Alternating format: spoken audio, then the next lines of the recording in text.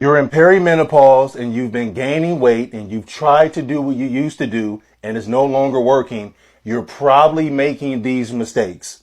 So if you avoid these mistakes, you will start to lose that belly fat you want to lose. That arm fat, you'll start toning up. You'll start getting healthier because you're doing things the right way. So mistake number one is not knowing how to find your maintenance calories. You're guessing. And the reason you're guessing is because you're not using a food tracking app. You're not using a food scale to truly and accurately find how many calories from food are keeping you at your current weight. That's the first mistake you're making. That's the mistake my client Brandy was making until she got with me. So we tracked for the first week and we found that 2,100 calories was her actual maintenance. Not some guess from some online calorie calculator, but from the actual food she was eating that we tracked. This is the starting point.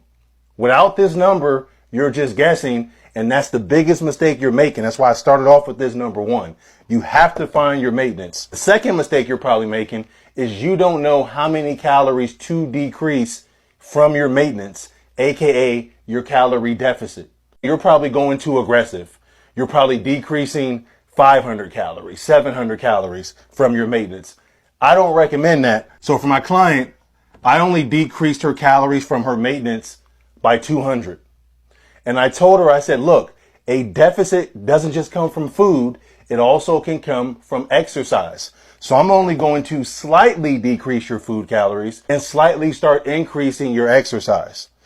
Mistake number three, you're probably force feeding protein and it's causing you to go over your total calorie budget. That's why you've been gaining weight. All right. So I gave my client a range. I said, look, you don't need 1 gram of protein per pound of body weight. It's actually 1 kilogram per pound of body weight. So the range I gave her, I said, look, I want you in between 105 to 130 grams of protein per day.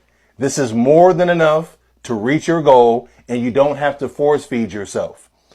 The fourth mistake you're probably making, you're probably not lifting weights progressively to actually build muscle, so you're not increasing the weight over time, or you're probably doing cardio that's too high intensity and you're not doing your zone 2. So with weights, I had her doing at least twice a week, and cardio, I had her doing 3 times a week, but in zone 2. Now, the fifth mistake you're probably making is you're thinking that doing lots of steps is going to burn lots of calories and help you lose weight faster. That's not the reality. If you're in your calorie deficit and you're doing your weight training and your cardio, you don't need thousands of steps.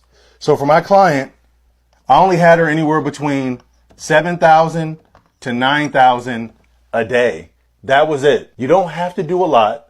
You just have to get the data, analyze the data week after week, and then make adjustments accordingly. If you would like help with this, if all this sounds confusing, reach out to me. I can help you get your goal.